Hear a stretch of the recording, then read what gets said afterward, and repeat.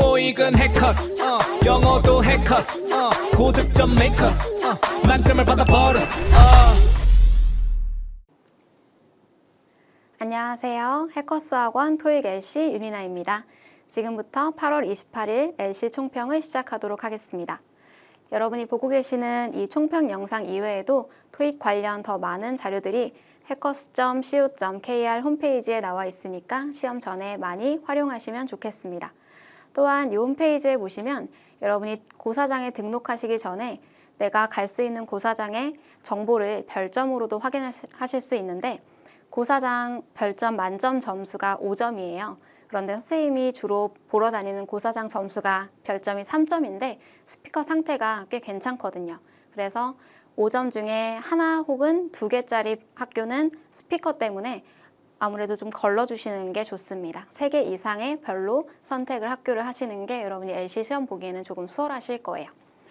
자, 오늘 시험 8월 28일 LC 시험의 전체적인 난이도는 엄청 어렵고 엄청 쉽고는 아니고 요즘에 LC가 많이 어려워졌다. 좀 미세하게 조금씩 어려워지는 느낌이 드는데 그래서 오늘 시험도 어려웠지만 그래도 중상 정도로 보입니다. 펄 1, 3 모두 마찬가지고요. 여러분이 펄 1을 꽤 어렵게 느낄 수 있는 이유가 전보다 속도가 확실히 빨라진 것 같다라는 느낌은 들어요. 제가 어디에서 느끼냐면 이제 시험 볼 때 저는 들으면서 딕테이션을 조금씩 하면서 문제 듣기를 하는데 작년만 해도 제가 2단어 이상은 무조건 적었거든요. 동사랑 목적어. 근데 요즘에는 동사까지 적으면은 바쁘게 바로 이제 다음 보기가 나오는 걸 느끼면서 펄 1이 확실히 속도가 조금 빨라졌나 보다. 여기에 좀 변별력을 주고 싶나 보다 라는 생각이 들어요. 그리고 또 한 가지 펄 1이 어려운 이유는 요즘에 정답을 제외한 오답 보기 3가지 중에 동사 그리고 목적어가 2개 다 사진에 없는 경우 문장이 거의 하나도 없어요. 즉 반쪽짜리 함정들이 대부분 다 차지하고 있다는 얘기예요.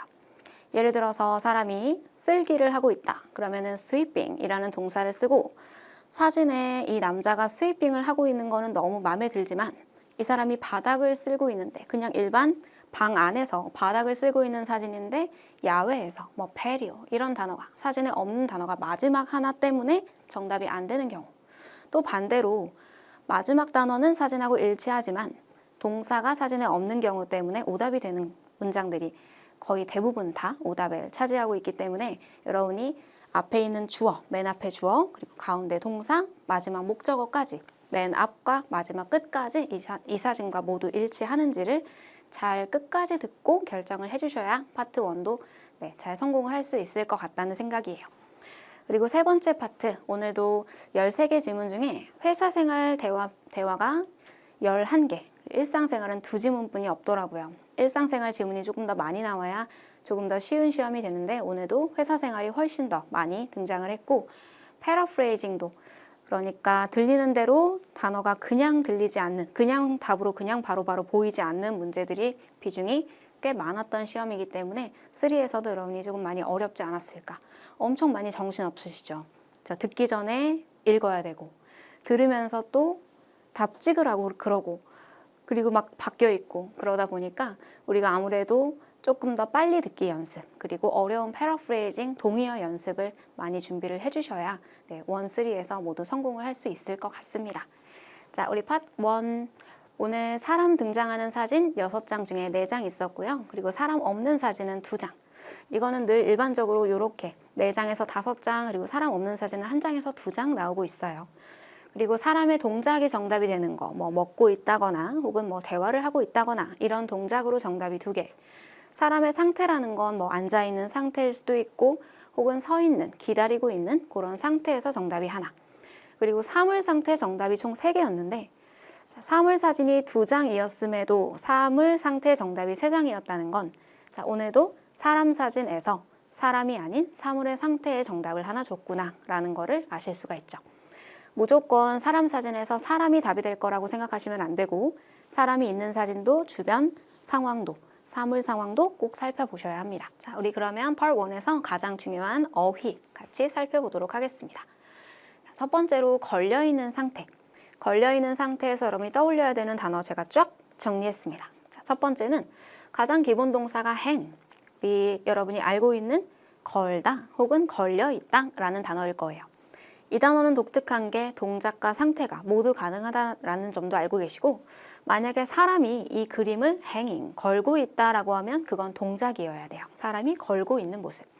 그런데 이렇게 그림이 hanging on the wall 이라고 하면 이거는 또 이런 사진의 상태를 묘사할 수도 있습니다. 가능해요. 자, 그리고 hang의 과거 분사 hung이에요. 불규칙 동사니까 hang, hung, hung 이렇게 외워주시고, 그림이 걸려있는 상태는 BPP나 have been PP로 되어 있다라는 묘사 가능하죠. are hung 혹은 have been hung. 자, 또 하나 이거 mounted. 무언가가 이렇게 걸려있는 모습. hang의 동의어로 꼭 외워둘게요. mounted. 그리고 또 하나 마지막으로 suspended. suspended는 이렇게 걸려있는 모습도 괜찮은데 어딘가 이렇게 뭔가 줄 같은 걸로 매달려 있는 모습을 주로 표현하기도 합니다. 이런 사진이어도 hang은 가능하지만 이런 사진에선 주로 suspended라는 표현을 많이 사용하고 있어요. 자, 만약에 식물을 plant 혹은 이제 심어져 있는 식물은 potted plant라고 하면 되는데, 식물이 바닥에 있는 사진을 식물이 suspended라고 얘기하면 그거는 당연히 오답으로 걸러주셔야 됩니다. 자, 두 번째로 이제 막 흩어져 있는 상태, 정리되어 있지 않고 이렇게 물건들이 퍼져 있는 이런 상태를 묘사할 수 있는 거는 우리 세 개로.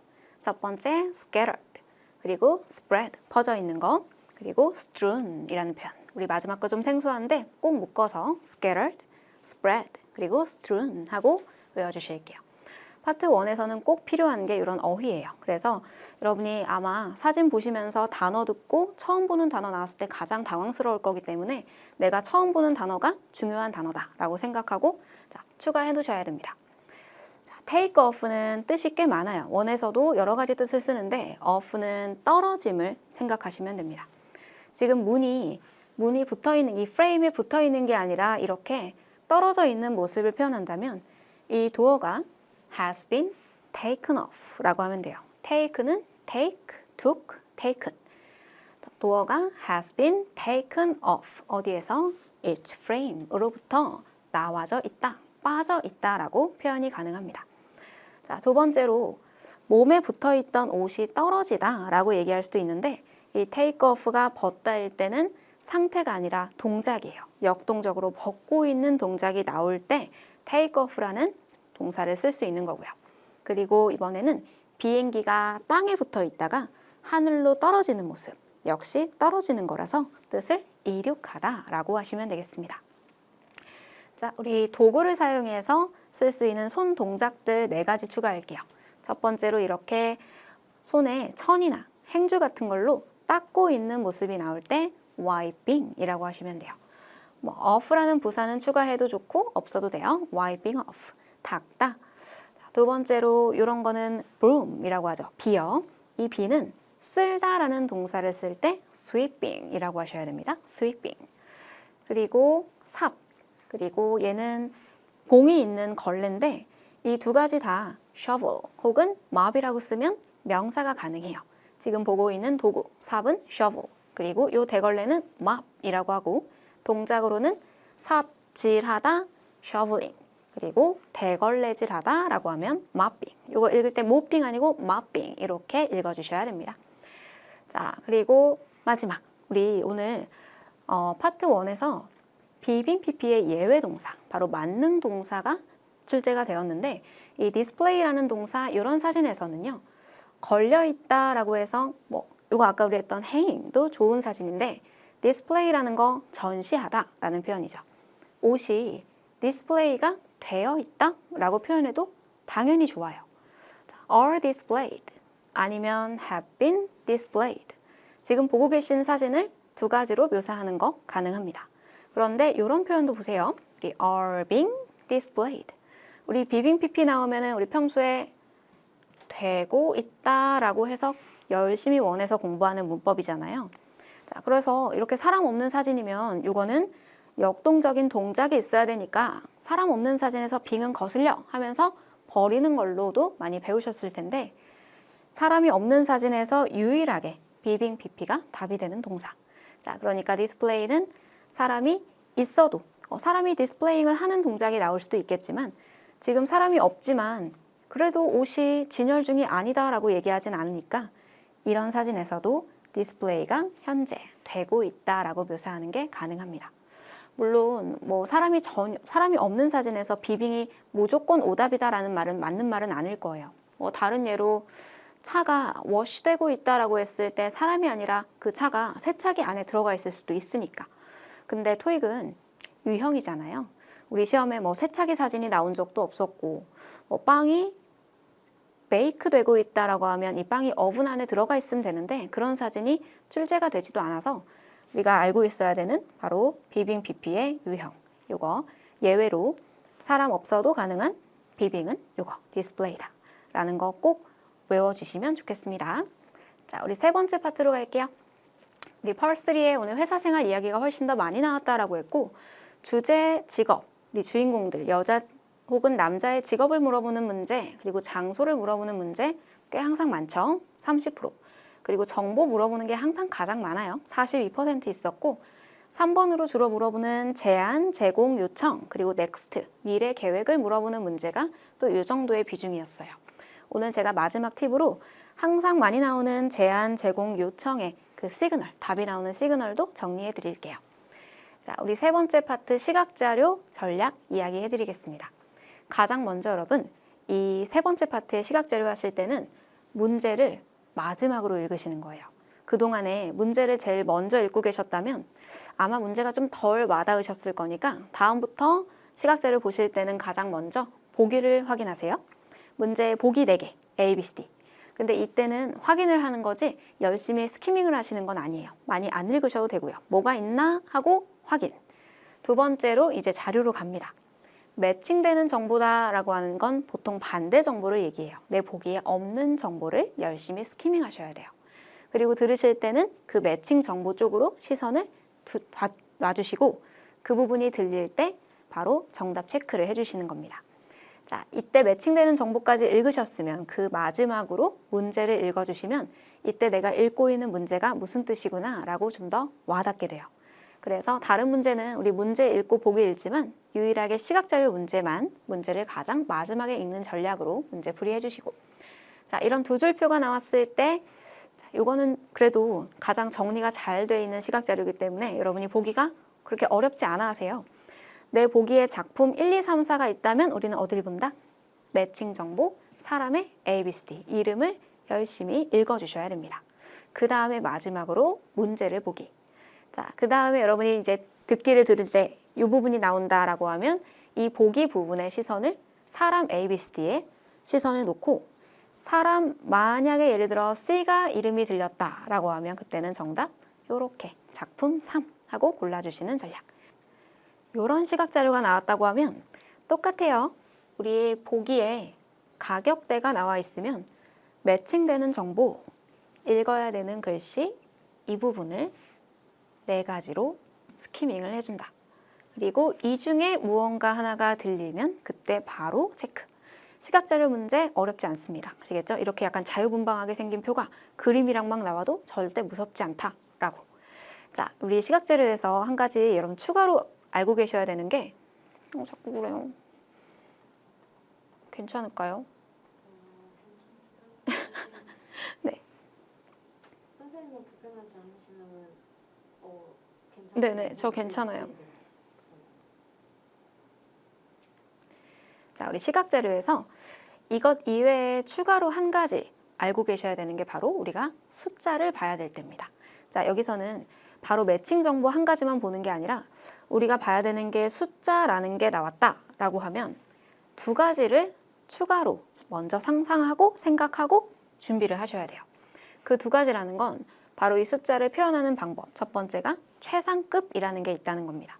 자, 이 숫자 중에서 가장 큰 숫자를 표현할 수 있는 방법은 2가지로 largest나 가장 높은이라는 highest 그리고 반대로 이 중에서 가장 작은 조그만한 숫자를 표현할 수 있는 게 2가지로 smallest랑 lowest 그리고 여러분 추가로 여기서 알고 계셔야 되는 게 이 앞에 서수를 이야기할 수 있어요. 서수라는 건 2번째로 큰 숫자 혹은 2번째로 작은 숫자를 단서로 줄 수 있기 때문에 만약에 이런 시각 재료에서 largest란 단어가 들렸다고 하면 우리는 정답을 마지막 70W 이렇게 골라주시면 돼요.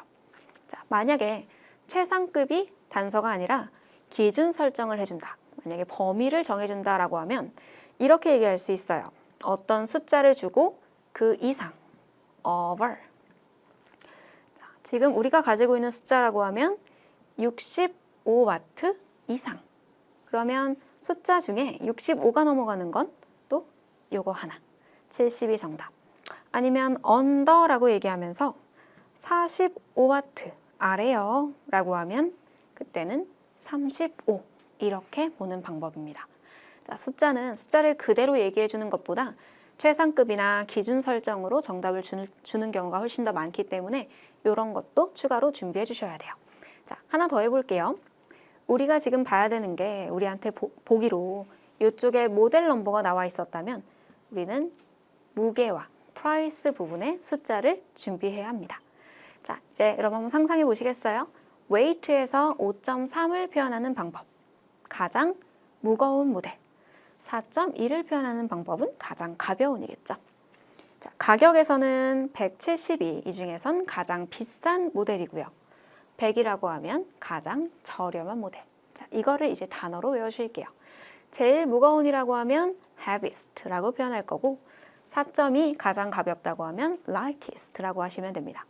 자, 제일 비싼 거 170일 때는 expensive 앞에 most를 추가하실 거고 자, 요거 잘 외워놓을게요. most의 반대 표현은 가장 저렴한 least라고 하시는데 뜻은 제일 저렴한이라고 해서 cheapest랑 같아요. 근데 cheap은 뭔가 그 저렴한 느낌도 같이 포함되기 때문에 제일 비싸지 않은 이라고 얘기하고 싶을 때 most의 반대말은 least라고 꼭 외워주시는 게 좋습니다. 아까 우리 했던 것처럼 이 앞에다가 서수 추가하는 거 당연히 가능해요. second heaviest 하면 두 번째로 무거운 거. second most expensive라고 하면 이 중에서 두 번째로 비싼 거. 이렇게 표현하시면 되겠습니다. 자, 기준 설정을 한다라고 하면 이 안에서 저는 저의 예산이 140달러입니다. 라고 얘기하고 140달러 중에서도 더 가벼운 걸 원합니다. 라고 얘기할 수도 있겠고 140달러 중에서 5kg가 넘지 않았으면 좋겠습니다. 라고 얘기할 수 있겠어요. 자, 이런 상황이라면 140이라는 버짓이 생겼으니까 두 개 중에서 5kg가 넘지 않았으면 좋겠습니다. 라고 해서 정답을 B번 이렇게 선택할 수 있다. 자, 우리 숫자 봐야 될 때 두 가지 생각하셔야 돼요. 이제 최상급 그리고 기준 설정 준비해 놓기. 자, 이게 바로 우리 3의 시각 자료 보는 방법.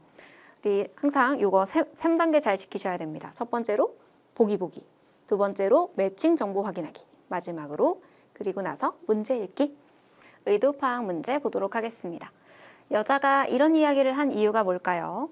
오늘 비가 올 것처럼 보입니다. 라고 한 이유가 거절할 겁니다. invitation. 초대를 거절할 거야. 비 오니까 저 못 갈 것 같아요. 라고 얘기하는 건지 혹은 바꾸고 싶습니다. seating arrangement. 배열을, 좌석 배열을 바꾸고 싶어서요. 의도 파악 문제는 이 멘트 하나가 아니라 앞에 주변 상황 그리고 바로 뒤에 있는 한 멘트로 정답을 결정하시면 됩니다. 자, 여자가 안녕하세요. 저 1시에 가족 모임으로 10명 예약했습니다. 윤이나 이름으로 되어 있을 거예요. 라고요. 식당 직원일 것 같아요. 아, 네. 고객님 성함 확인했습니다. 근데 제가 예약할 때 야외 좌석을 예약했거든요. 근데 오늘 비가 올 것 같아요. 라고 이야기를 한 이유. 아, 그러게요. 잠시만 기다려주세요. 실내 자리가 이용한지 확인해 보겠습니다. 자, 여기에서 초대랑은 관련 없구나. 네, 바로 야외 자리니까 비가 오면 앉기가 어렵잖아요. 그래서 자리를 실내 쪽으로 좀 바꿔주세요. 라는 이유였습니다. 자, 두 번째, 어떤 이야기를 했어요? 같은 이야기를 1년 전에도 했습니다. 라고 말하는 이야기가 뭘까? 뭘 표현하고 싶어요? 확실하지 않은 감정의 무언가를, 뭔가 의심스러운 무언가를 표현하고 싶어요. 두 번째는 과정을 설명하고 싶어요. 앞에서 저희 학원 어떤 동네로 이전할 거다라는 얘기 들으셨나요? 아, 네, 저도 들었어요. 그곳이 유동인구가 더 많아서 그런 것 같죠? 근데 그 이야기는 제가 1년 전에도 그 사람들이 이야기하는 걸 네, 알고 있었습니다. 이런 식이에요. 근데 여기에서 안녕하세요 여러분. 저는 해커서 학원 강남역 캠퍼스에서 토익 LC를 강의하고 있는 조혜나입니다. 자, 오늘 8월 28일 토익 시험, 토익 총평으로 왔습니다.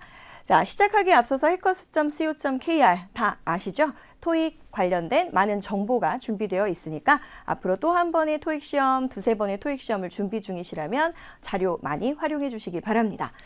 자, 그렇다면 오늘 시험 난이도 어땠는지 궁금하신가요? 자, 전체적인 난이도 중중상으로 보여지고요.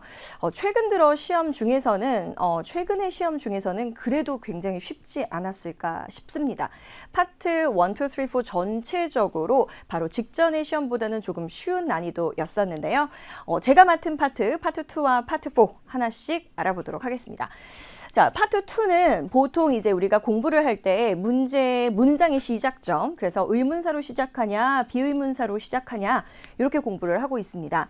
자, 그리고 답변 유형이 요즘 굉장히 까다롭게 나와서 정답을 들으려고 애쓰다 보면 오히려 낚이는 경우들이 있죠. 그런데 이런 이제 분류를 통해서 오늘 한번 정리를 해보려고 합니다. 먼저 의문사와 비의문사, 그다음 답변의 법칙 중에서는 착하게 답변하는 법칙과 또는 약간 돌려서 말하는 우회적인 답변. 그래서 딱 들었을 때는 이게 정답인지 아닌지 모르겠으나 오답을 소거하다 보면 딱 하나가 정답인 게 맥락이 맞겠구나 싶은 생각이 조금 뒤늦게 터지는 경우가 되겠습니다. 자, 그런데 오늘 이제 문제 유형별 분류를 보면요. 보통 50대 50 나오거나 아니면 의문사, 의문문이 한 13개 정도 등장을 하는데 11개가 나왔었고요. 비의문사, 의문문 또는 평서문까지 다 포함해서 비의문사 유형이 14개 정도로 약간은 일반 부정, 선택 의문문이 굉장히 많이 나왔던 유형으로 꼽힙니다. 자, WH 퀘션은 일단 여러분들이 아주 많이 연습을 시작은 하실 수 있는데 뭐 who는 사람, when은 시간, where는 장소 이런 식으로 공부를 많이 하시죠. 근데 이제 이런 내용들이 요즘 많이 어려워져서 우회적 답변이 참 많이 등장을 합니다. 그래서 각각의 유형으로 우리가 다음 시험을 대비를 한다면 어떤 식의 답변이 착한 답변이고 우회적인 답변인지 한번 알아보도록 하겠습니다. 자, 실제로 답변의 법칙 단순 대답 유형은 보통 얼마야? 그랬을 때 300불 또는 얼마나 자주 하니? 그러면 뭐 일주일에 한 번, 1년에 한 번 이런 식으로 단순하게 답변을 하는 유형들이에요. 기간, 뭐 토익 만점 받는데 얼마나 오래 걸려요? 그러면 2달이면 돼요. 또는 개수, 몇 명이나 오나요? 그러면 100명이요. 이렇게 대답을 하는 유형. 사람 이름을 묻는다. who 라고 물었을 때 사람 이름이 착하게 나오지만 이 이름조차도 살짝은 어려워지는 경우가 있죠. 장소, 그러면 뭐 2층, 5층 또는 모퉁이에 이런 등등의 장소 표현이라던가 시간도 월 또는 일자를 그대로 대답하는 경우들. why로 물었을 때 because 답변이 있는 유형들. 자, 이런 유형들을 아주 착한 답변이라고 제가 수업 시간에 이야기를 하곤 하는데요. 전체 25개 중에서 이렇게 착한 답변은 한 6, 7개 정도 나온답니다. 그래서 우리는 우회적 답변, 뭔가 돌려서 말하는 유형들이 뭐가 있을까 이제 공부를 해봐야 되는데요. 자, 할 필요 없었어요. 자, 즉 질문이 어떻게 나갔건 간에 만약에 누가 오나요? 그랬을 때 갈 필요 없다라는 그런 상황을 설명해 주는 유형입니다. 자, 누가 인쇄물을 복사를 할까요? 그랬는데 교재에 다 들어가 있는데요. 뭐 이런 식의 답변을 생각해 볼 수 있을 거고요. 또는 언제 출시가 되나요? 라고 했을 때 잘 모르겠습니다. 또는 아직도 뭐 시험 중이래요. 뭐 아직도 현재 진행 중이래요. 라고 대답하는 유형. 또는 내가 벌써 보냈는데 너 확인하지 않았니? 이런 식으로 조금 물어보는 유형들. 내가 알려줬잖아. 약간 회피하면서 너 왜 그것도 확인 안 했니? 약간 이런. 그 다음 내가 벌써 했습니다. 그러니까 당신은 질문하실 필요 없고 신경 쓰시지 않으셔도 돼요. 약간 이런 유형들이 있습니다. 자, 그런데 너무 이제 막연하죠. 그래서 유형별로 하나씩 예를 좀 들어보도록 하겠습니다. 자, 단순 대답 유형. 아까 말씀드렸지만 착하게 답변하는 유형입니다. 하지만 이 아이들이 약간 어렵게 나오면 어떻게 나올까요? 우회적 답변으로는 누가 할까요? 그랬을 때 안 해도 돼. 또는 언제 나오나요? 지금 처리 중이니까 좀 기다려 봐봐. 약간 이런 느낌. 그 다음 어디 있나요? 라고 했을 때 요즘 장소로 물었을 때 사람으로 대답하는 경우가 많아요. 그래서 그걸 어디서 받을 수 있죠? 그럼 제게로 오세요. 약간 이런 유형. 아침에 봤던 그 물건이 어디 있지? 그러면 내가 벌써 다 사용했는데. 약간 이런 유형들이 나오게 되는 경우가 조금 어렵게 나오는 경우겠습니다. 자, 그렇다면 또 다른 의문사 유형을 살펴볼까요? What kind of 또는 what type of, what sort of 이러면 어떤 종류의 명사라는 구조의 질문이죠. 그래서 어떤 종류의 아파트, 어떤 종류의 사무실 등등으로 물었거나 아니면 which apartment, which office라고 which 명사 형태로 물었거나 어찌 됐건 간의 선택의 유형일 텐데요. 이럴 때는 103호 사무실의 번호로 대답을 하거나 직업의 이름이 바로바로 나오는 경우가 착한 답변이겠습니다. 자, 그렇다면 why로 물었을 때는 컴퓨터가 고장났기 때문에 because가 있는 경우가 좀 더 착한 답변에 속하겠죠. how often, how long, how much, how many 등등의 질문이 나왔을 때 이렇게 숫자로 열거가 되는 경우가 착한 답변. 자, 그렇다면 우회적 답변은 이 사무실의 넘버를 바로 얘기하는 경우보다는 이 사무실에 속한 사람의 이름. 자, 그래서 너 어떤 사무실에서 근무하니? 또는 어떤 사무실에 에어컨이 고장났니? 라고 하면 해나쌤과 같은 해나쌤이 일하는 그 같은 사무실 이라고 대답을 하거나 아니면 너는 어떤 직업을 원하니? 라고 했을 때 나 말하는 걸 좀 좋아해. 강사가 어떨까라는 마음의 소리를 굳이 선생님이라고 얘기를 하지 않고 나는 말하는 걸 잘해 라고 대답하는 유형이 되겠습니다. 자, 그 다음에 아까랑 비슷하지만 why라는 질문을 했을 때도 because 말고 in order to 또는 so can 아니면 그냥 문장으로 대답을 하는 경우입니다. 그래서 왜 이거를 옮기죠? 또는 왜 이거를 고치죠? 라고 했을 때 그냥 어떤 설명이 들어가는 경우가 되겠습니다. 자, how도 마찬가지예요. How often이라고 물었을 때 once, twice, three times 라고 대답을 안 하고 자주 안 해요. Not very often 이라고도 나올 수 있겠고요. 얼마나 오래 합니까? How old 또는 how long 이라고 물었을 때도 우회적으로 그거 되게 오래되지 않았어 라고 대답하는 유형도 가능할 겁니다. 자, 그렇다면 약간 어렵게 시제가 가미되어 있는 일반 부정의문문은 어떨까요? 자, 보통은 여러분들이 지금 보시는 이 부분을 같이 생각하셔서 동사까지 끊어서 많이 외워주셔야 됩니다. 그래서 할 건가요? 했나요? 그죠? 가장 중요한 거는 할 건가요? 할 수 있나요? 원하시나요? 등등의 질문이 될 거고요. 했나요? 자, didn't you는 안 했나요가 아니라 이 아이도 역시 동사 했었잖아요. 그런데 왜 다시 하고 계시죠? 라는 숨은 의미가 있는 그런 질문이 되겠고요. Have you pp도 하셨잖아요. 하셨죠? 라고 묻는 question이 되겠습니다. 자, 이때 응답 중에 단순 응답은 뭐가 있을까요? 할 거니? 할 거야. 그죠? 자, 이때 yes, I will 이렇게 너무 착한 답변보다는 아무래도 회화에서는 sure, definitely, absolutely 이런 식으로 긍정적인 회화체를 많이 알고 계시는 게 좋겠고요. 자, 그 다음에 했나요? 라고 했을 때도 했어요도 나올 수 있지만 아이고 깜빡했다. 하지만 지금 할게요. 이런 답변이 가능합니다. 자, 제가 왜 여기에 동사를 지금 다 없애놨냐면 여러분들이 이런 동사가 아무리 다양하게 들려도 정답으로 나왔을 때는 handle, 처리할게요. 또는 네, 제가 벌써 다 organize 했어요. 네, 제가 벌써 다 take care of 했어요. 이런 식으로 답변이 나올 수 있기 때문입니다. 자, 그렇다면 약간 애둘러서 말하는 유형엔 뭐가 있을까요? 당신 하실래요? 예약하실래요? 접수하실래요? 라고 물었을 때 저 시간이 지금 너무 없어요. 라고 얘기하는 유형. 저 내일 출장 가야 돼요. 이렇게 너무 많이 가는 경우들도 간혹 답이 된답니다. 하지만 이런 경우는 동사의 참 거짓으로 물었기 때문에 뭔가 단답형, 전치사구, 명사 이런 단어들을 제끼면서 우리가 속어를 한다. 이렇게 공부를 합니다. 자, 뒤에도 마찬가지죠. 과거에 어떤 활동의 완료를 물었을 때 내가 그런 활동을 할 수 있을 만한 기회가 없었다 라고 대답하는 것도 가능합니다. 자, 이번에는 선택 의문문 한번 살펴볼게요. 어렵지 않습니다. A가 좋아, B가 좋아 라고 묻는 유형인데요. 그 유형에서 그냥 그대로 대답을 골라주는 유형. Coke or soda 그랬을 때 Coke please 라고 대답하는 유형이 그대로 선택하는 경우가 되겠고요. 자, 또 똑같이 물었을 때 이번에는 오렌지 주스 있나요? 라고 되묻거나 약간 제3의 옵션이 나오는 경우가 그죠? 그대로 선택하지 않은 경우가 되겠죠. 이때는 앞에 뭐 neither 라는 말이 붙을 수도 있겠고요.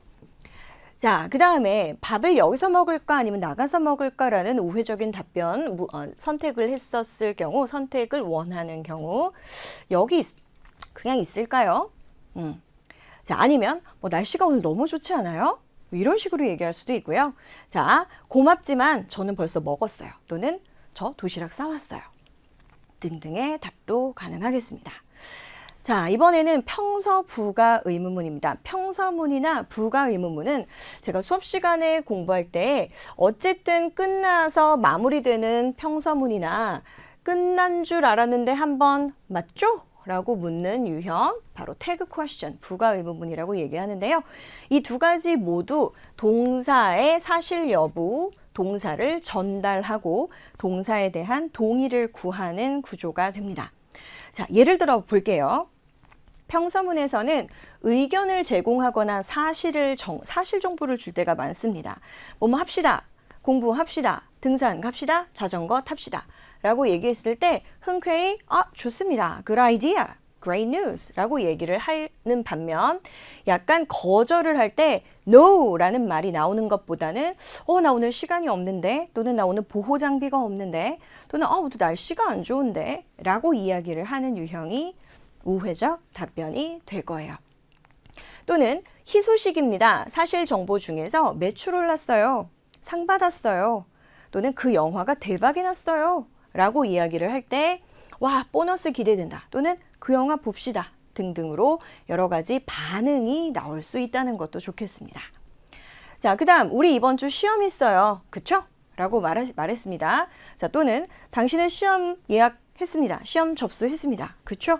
라고 물었을 때 네, 접수했어요 라고 착하게 대답하는 반면 나 공부 안 했는데 자, 예약은 했죠, 접수는 했는데 걱정하는 뉘앙스. 또는 여름에 이제 시험을 보면 간혹 학생들이 선생님 매미소리, 매미소리 너무 심각하다 이렇게 얘기를 하세요. 그래서 우리 왜 해커스 음원들에 보면 매미소리 버전 이런 거 들어보셨어요? mp3 가운데 백그라운드에 계속 매미가 울어요. 또는 고사장 버전 이러면 또 이런 걸 훈련할 수 있는 그런 mp3가 있는데, 자, 그런 걸 한번 생각해 봤어요. 당신 시험 응모하셨죠? 접수하셨죠? 그랬을 때 아직 여름이라 매미 소리가 이렇게 얘기하는 경우. 그래서 이런 약간 애둘러서 얘기하는 표현까지 한번 정리를 해보았습니다. 자, 그럼 파트 4를 시작해 보도록 하겠습니다.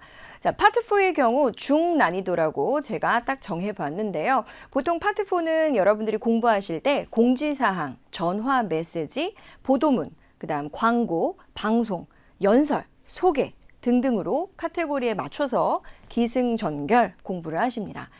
자, 그런데 이제 시험 같은 경우, 이번 시험 같은 경우는 유난히 대부분의 내용이 그냥 talk, speech, 이런 경우로 나왔어요. 자, 그래서 토크나 스피치라는 말은 어떨 때는 연설문이라는 뜻도 얘기할 수 있지만 그냥 강의, 강연, 또는 어떨 때는 공지사항, 또 뭔가 가이드에서의 가이드가 하는 공지사항, 아니면 어떤 콘서트장에서에서 얘기하는 공지사항, 어떤 행사장에서 하는 또 뭐 별다른 공지사항, 이런 것들이 다 포함되는 경우입니다.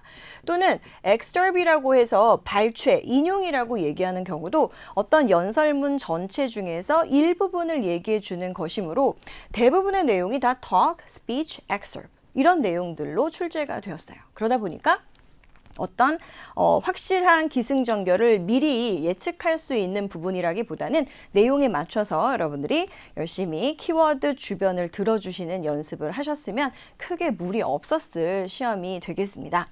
자, 그래서 일단 어휘 정리를 먼저 좀 해볼 거고요. 여러분들이 어려워하시는 따옴표 문제가 나왔기 때문에 따옴표 문제와 그래픽 문제 한번 예를 들어서 비슷한 문제들 설명을 한번 해드려 보도록 하겠습니다. 자, 상황별 어휘로 한번 정리를 해볼 건데요. 여러분들이 매니지먼트라는 단어를 보통 어떻게 번역하시죠? 매니지먼트 그러면 관리, 경영 뭐 이렇게 얘기를 하나요? 자, 다 맞습니다. 하지만 어떤 상황에서 building management다 그러면 건물 경영이 맞을까요? 건물 관리가 맞을까요?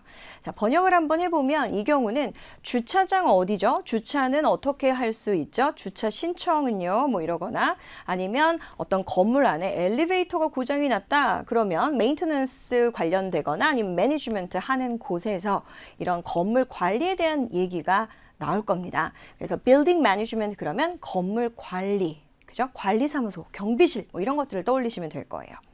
자, 타임 매니지먼트는 어떨까요? 시간 관리. 그래서 철저하게 본인의 계획대로 실행을 하고 있는지 타임 매니지먼트가 중요하다. 뭐 이런 얘기를 할 때 시간 관리로 해석을 한다는 점. 또는 매니지먼트 어프로벌. 그러면 관리자급의 승인을 받아서 이 일을 처리해야 된다. 자, 이런 식으로도 얘기를 할 수가 있겠는데요. 그래서 어떤 단어의 사전적 의미만 가지고 계시지 마시고 building management, 건물 관리, time management, 시간 관리, management approval, 경영인의 승인 또는 윗선의 승인 이런 식으로 해석하시면 좋을 것 같습니다. 자, 그렇다면 비슷하게 생긴 maintenance는 우리가 보통 fix, 유지, 관리, 보수 수리하다, 수리하는 그런 부서의 의미로 maintenance department 그러면 수리하는 부서이고 maintenance worker 그러면 유지, 관리, 보수하는 직원 뭐 이런 식으로 해석을 하죠. 그래서 건물을 좀 수리해야 된다던가 이런 내용이 나올 때 관련 어휘로 항상 제가 정리해드리는 단어이긴 합니다. 자, 그 다음 charity 그러면 우리가 보통 자선, 기금, 모금, 마련, 파티, 뭐 행사 이런 얘기를 많이 하는데요. 무슨 마라톤을 한다. 그러면 입장료가 전체 어디 좋은 일에 쓰여진다. 그죠? 자, 그래서 수익금이라는 단어, 자선의, benefit show, benefit concert, benefit competition 뭐 이런 식으로 나올 수도 있고요. 그래서 자선의라는 단어의 benefit, fundraiser, 기금 마련, 모금, 파티, 행사 같은 단어. 그 다음 거기서 나온 수익금이라는 단어로 proceeds라는 단어까지 한 묶음으로 기억을 해주시면 좋겠습니다. 자, 이번에는 history 관련된 단어 중에 archaeologist 그러면 고고학자 얘기를 하는데요.